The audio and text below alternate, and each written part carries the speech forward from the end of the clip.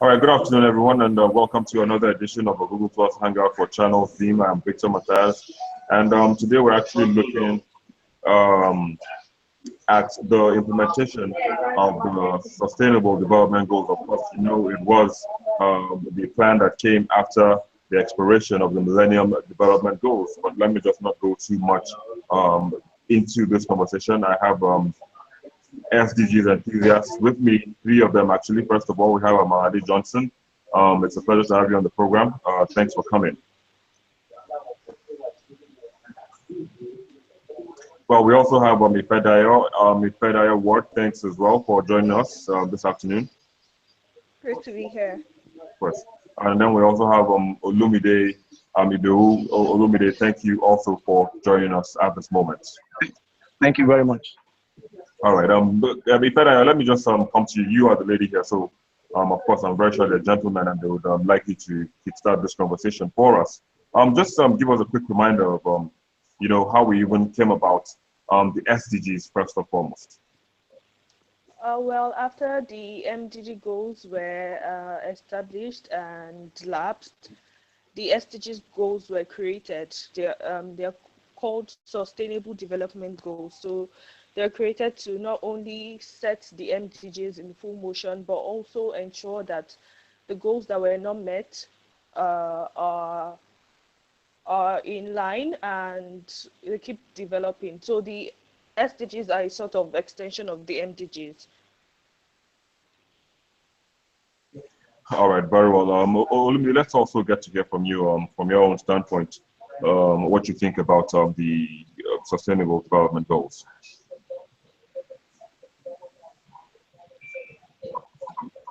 Okay, basically for me, sustainable development goals, from the words, it's just for us to look at what we've done during the post-2015 agenda, which is Millennium Development Goal, and looking back at the indicators that we've been able to achieve, how can we sustain them? Then now look into, okay, fine, let's go into how we can sustain them. So that's why the splitting of those MDG 8 comes up to be 17. So they measure that, how can we measure these indicators? How can we make sure that these indicators are sustainable? And how are those indicators being implemented in different countries? So sustainable development goals are a platform for us to see how we can sustain those. So that's just the idea behind sustainable development goals.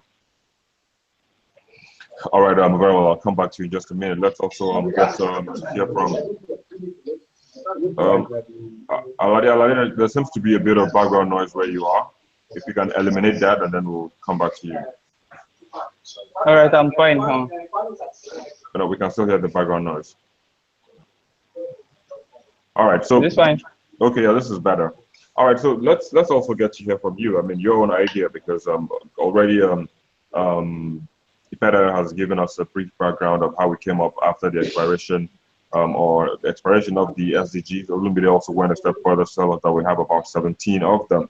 But in your own estimation or in your own perspective, what is it you feel about these goals? I think one thing about the SDGs is that the SDGs this time around, because we have 17 SDGs with 169 indicators, they are more robust. And it's not just about the poor countries alone. It includes both and poor nations working together to ensure a sustainable world for everyone. So this time around, for the next 14 years of our lives, whether you are in the UK, you are in Nigeria, whether you're in Australia, wherever you are, the SDGs is about your future. So it is more inclusive, it is more robust, and it has the influence of young people participating to make sure it happens. All right, let's hope that this, yes, indeed happens at the end of the time frame that has been set for it. But then, Ifedayo, let me just come to you to now. Let's begin to dig deep into this conversation. He just said that he said we have about 17 of them and about 169 parameters, which is far more than what we had under the Millennium Development Goals. And I'm not sure if we actually achieved the 8 Millennium Development Goals. I think 8 of them. So what's the chances Yeah. of us? Yeah, what's the chances of us implementing 17 with 169 parameters? Well, I'll say it's a two-way thing. The chances are high and they're low at the same time. Thing is, we need a lot of participation from the private sector, individuals. We need a lot of participation and numbers from the government too. So it is a two-way thing. If we're going to achieve a whole lot, and it is very achievable, we'll need everyone to come together to work towards this. And as Joshua mentioned earlier, we're having a lot of youth participation in the SDGs, and I think with the right people all on the team, we're going to achieve a whole lot, and we'll probably achieve all the goals. All right, so you said the private sector and the government, but then what about the citizenry? Yes, I said everyone needs to come together. So we need everyone's participation. It's not just about companies doing their CSR links to the SDGs or the government. It's something we all have to work hand in hand to achieve. So everyone has a part to play. We all have our parts to play in achieving the SDGs. Yeah, all right, very well. So let me even start with you. What part have you been playing so far? Well, I'm more interested in gender equality and education, and so I try to propagate a lot on the evils of gender imbalance, or I don't want to use the word chauvinism in the society. So I do that all the time via my social media pages. I'm really active in fighting for women's rights and the rights of the girl child. I'm also particularly interested in health, maternal health, and child mortality. I believe if we can ensure all girls go to school, if each person can ensure that in the rural communities we donate books, we ensure that every girl child goes to school, we'll be able to create a reasonable level of gender equality over the next years.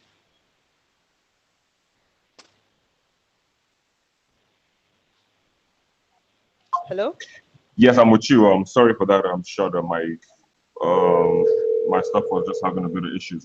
All right, so let me come back to you, Lumide. You just came back on and you were actually looking at individual participation because in fact I was actually talking about individual participation. She talked about how the government needs to play its part, how the private sector needs to play its part, and how indeed everyone has to play its part. But then let's just get to hear from you. I mean, individually, what have you done to ensure that we don't fall short of implementing the MDGs or the SDGs like we did the MDGs?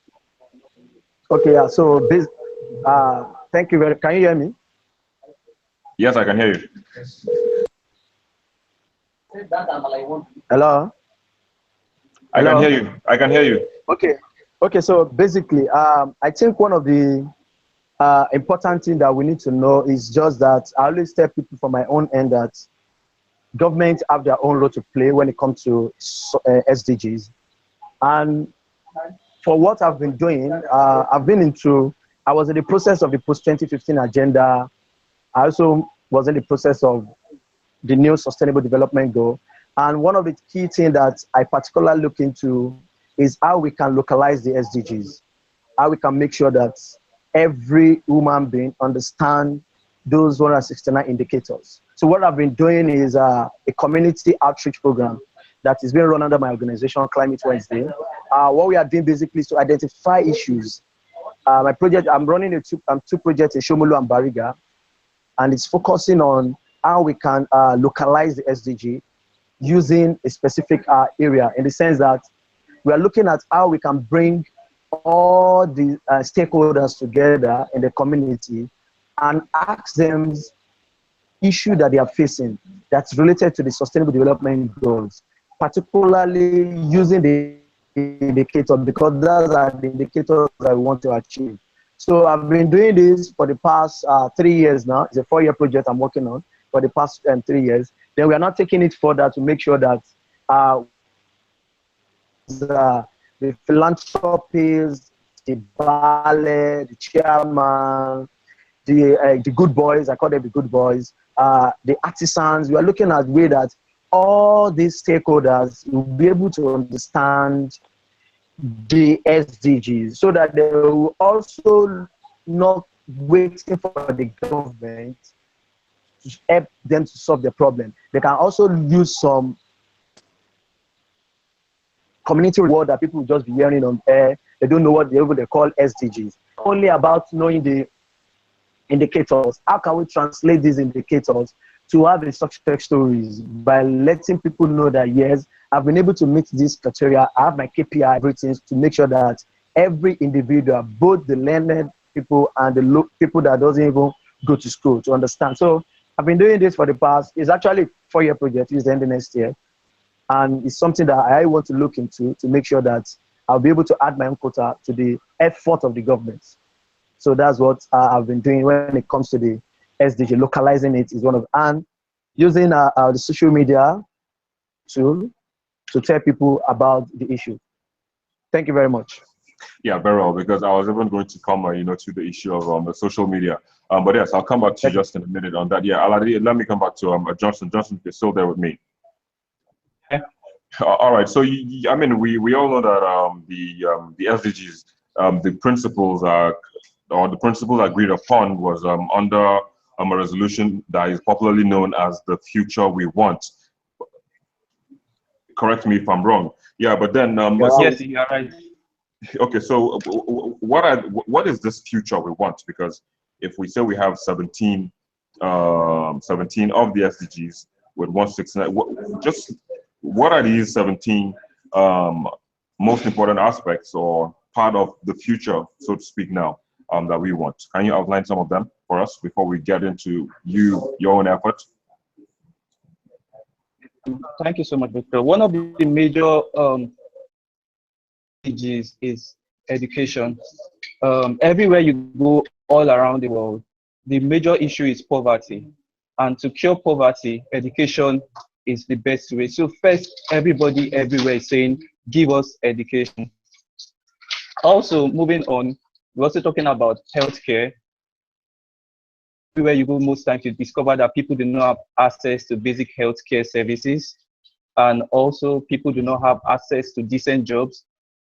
So you have a whole lot of young people out there without jobs. So decent jobs, innovation, technologies everywhere.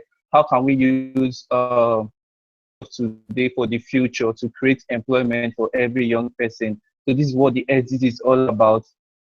It's also very, very important. Like every day you hear of flooding in different parts of the world. You hear about earthquake here and there. So young people are saying we want a better future.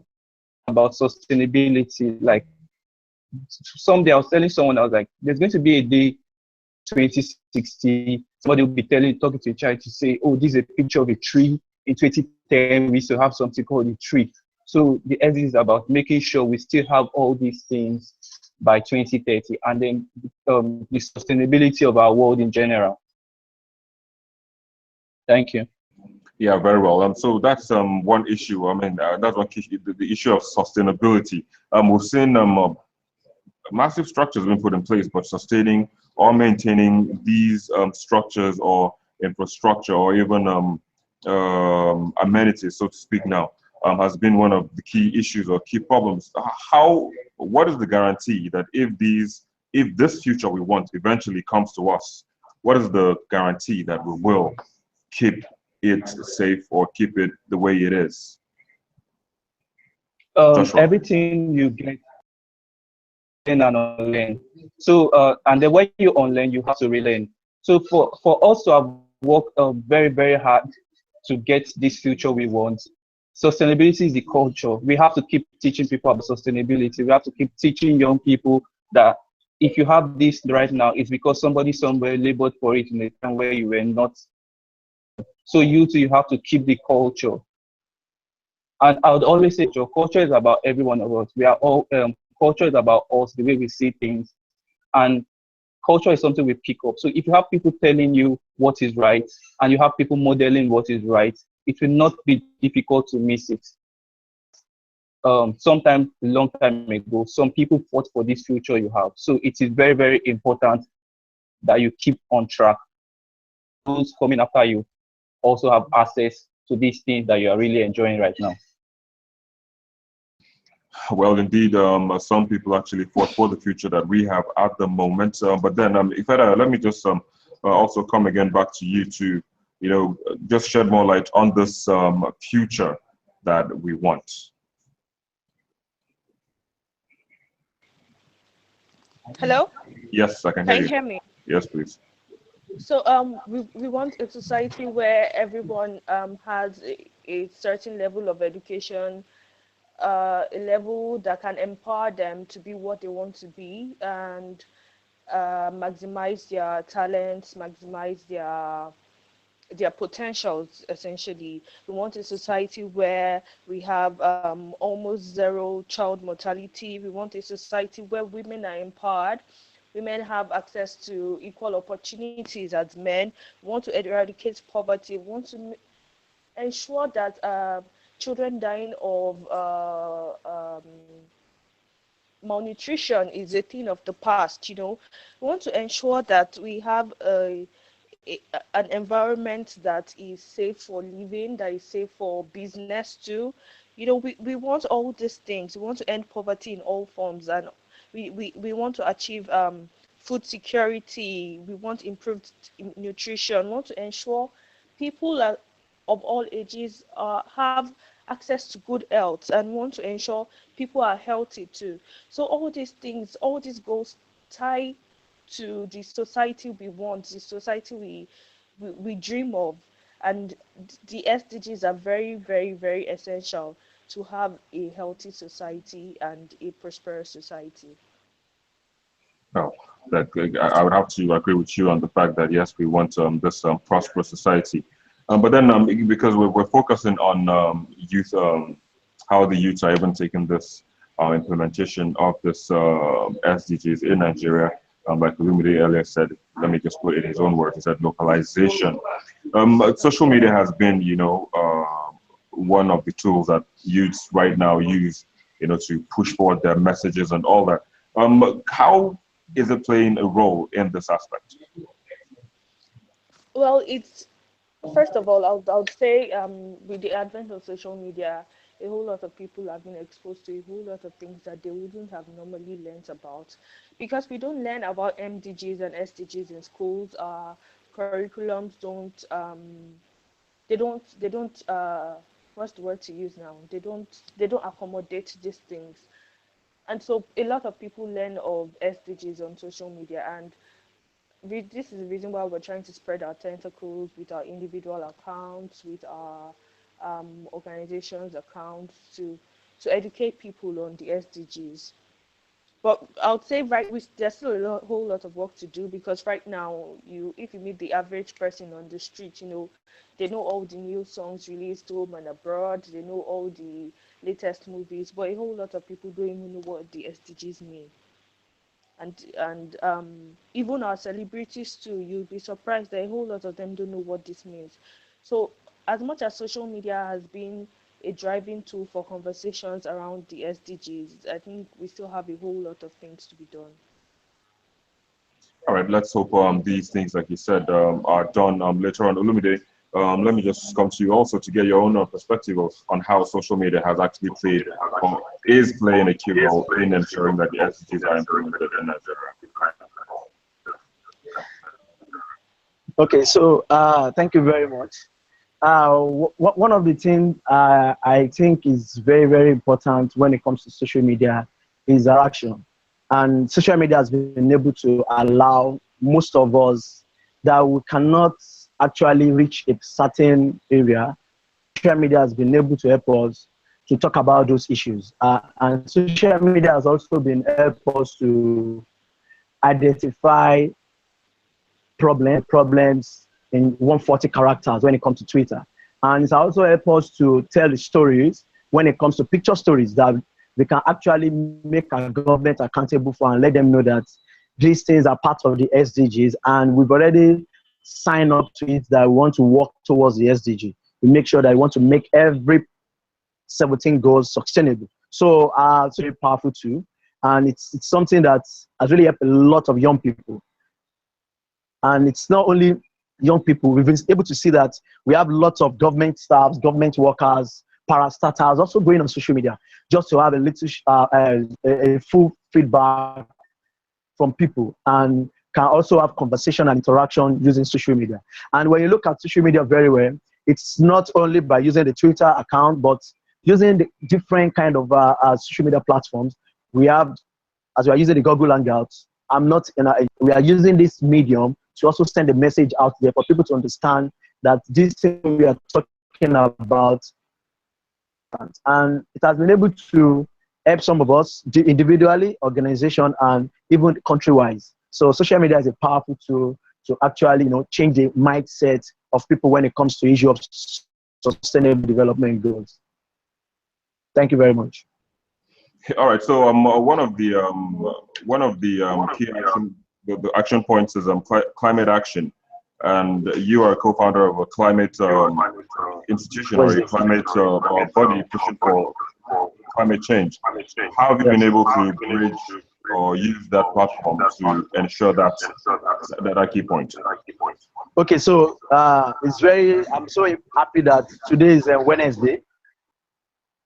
Today is Wednesday, and from the name called Climate Wednesday, the idea was, okay, we want to pick a particular day to discuss about issues affecting people, like when it comes to environmental issues, climate issues. And what we do basically is to look at individuals that are doing fantastic things in their local communities and using them to tell the story of what they are doing, and so use the platform to also even argue about particular issue that is going on, whether it's something that we can take up or we can do. And we also use, what we also do again is to make sure that we tell the story of a community that cannot be able to leverage this social media platform. And we're having a case in Ijora Badia that we are still talking about online now. And there are a lot of government, Lagos State government, have also come to their aid. So that is the tool that we are using to make sure that we get them accountable. And every Wednesday, we use this, we talk about issues on Climate Wednesday. Like this year now, we have been running a project, like I said, in Shomolu Bariga. So it has been we have not been able to do anything on Wednesday. So we are going to be returning back by May to be talking about a particular issue, because we want to tap into the Bonn conference, climate conference that is coming up next month, to use also that privilege to know our government, what are they going to be doing in that meeting. So this platform is a platform that helps you to tell a story and share of what has been happening when it comes to environmental problems in our society. Thank you very much. So just before we continue, let me just take a moment and go through some of the key points, or what some of these sustainable development goals. The first one is no poverty. Second is zero hunger. We also have good health and well-being, quality education, gender equality, clean water and sanitation, affordable and clean energy, decent work and economic growth, industry, innovation and infrastructure, reduce inequalities, sustainable cities and communities, responsible consumption and production, climate action, life below water, life and land, justice and strong institutions, and then partnership for goals. I'll believe that's some economic goals. Joshua, let me just come back to you. For you, which one of these goals stands out in your own perception? For me, first goal that stands out is education. Education is very, very important.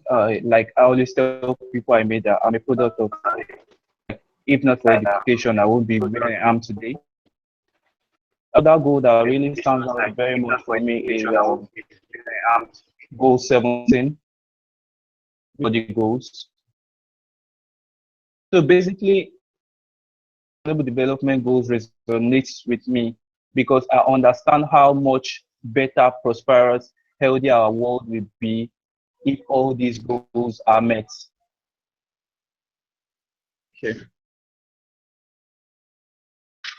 All right, very well. Ikadayo, let me come to you now. Okay. Yeah. So I wanted to ask, because you talked about participation of government, and private sector and all that. I'm looking at the 2017 budget now. To what extent do you think it will, bring about implementing these goals? Well, I don't think hello. Go ahead, I can hear you. I don't think our budget is well tailored to accommodate the SDGs, especially when it comes to health and sustainable energy.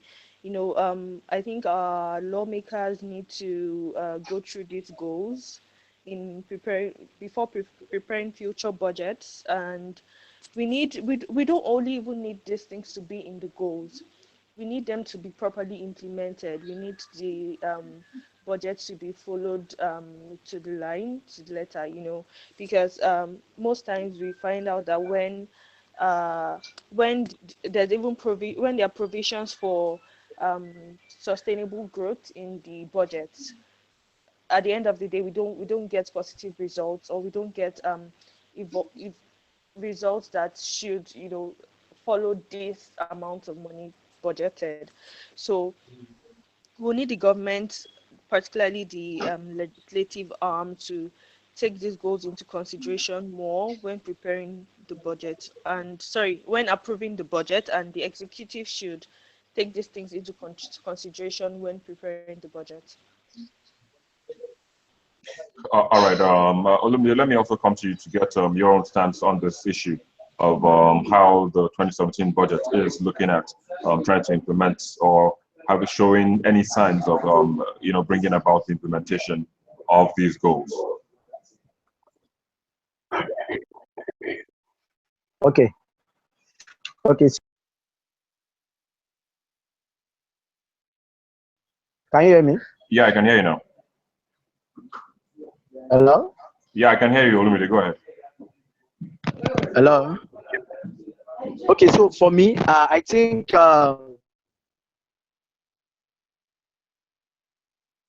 looking at the total budget, looking at the budget, we, like what Ifeda said, inclusion and participation is very, very key. I will not really talk much on the main budget, but I will talk on specific budgets, which if they actually make those budgets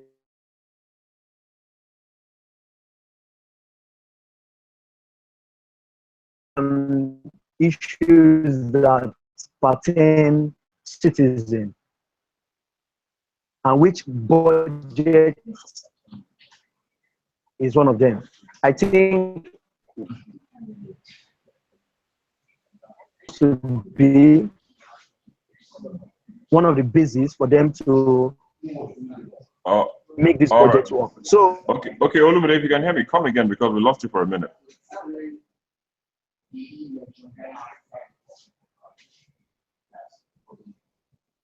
Okay, I think we have issues with Olumide's internet. If let me just come back to you.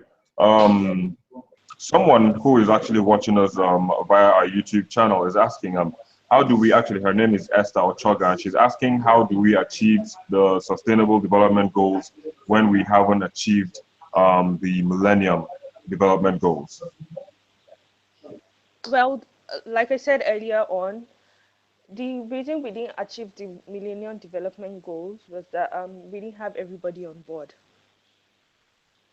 So right now, the youth are more than ever prepared and ready to take on responsibility. Everyone is trying so hard. Hello? I can hear you. Go ahead. Everyone is trying. hello? Everyone aware of the importance of the SDGs, trying so hard to participate in ensuring we achieve the SDGs. This isn't just a task we're leaving to the government. Everyone has to be on board, even Esther. So we all have to come together, private sector, the public sector, the citizens. We are actually all stakeholders in the SDGs. All right, very well. I hope that answers Esther's question. Olumide is back. Olumide, you were actually trying to make a point before you fell out of the hangout. Can you come again, please?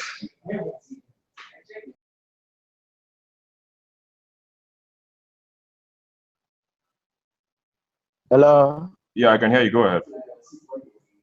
Hello? I can hear you, Olumide. Go ahead. Okay, so my point basically was that when it comes, yeah, my point was when it comes to budgets, we just have to make sure that we look into different ministries' budget, because these are the ministries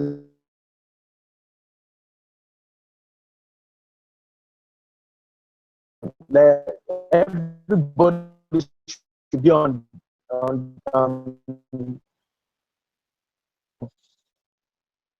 the budget allocation for every part of, because SDG looks like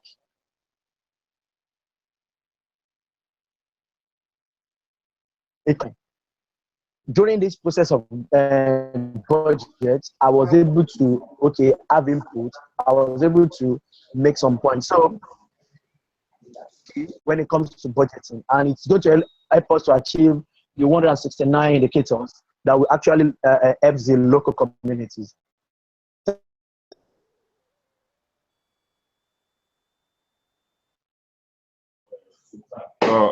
All right. We again we kind of lost you. If you can come again.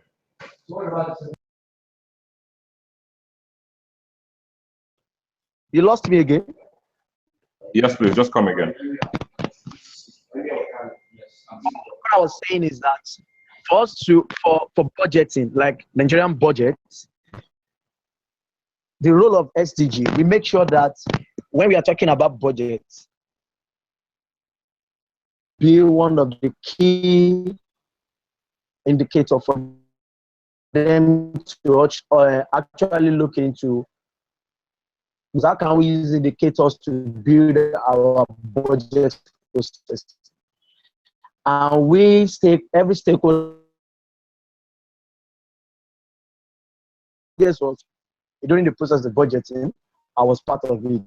So that's what I was just trying to bring up.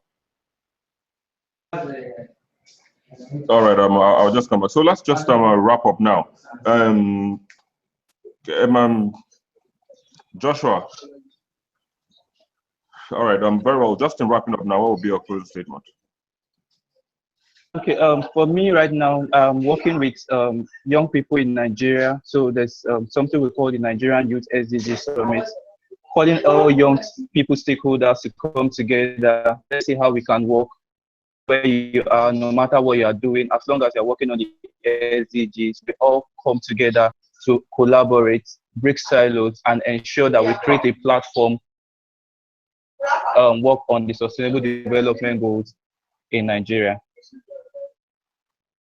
And right, also move, and also so like policy is very, very important, because no matter what we do, not create policies that would sustainable development goals to work in Nigeria, it will be like water to the back of a duck.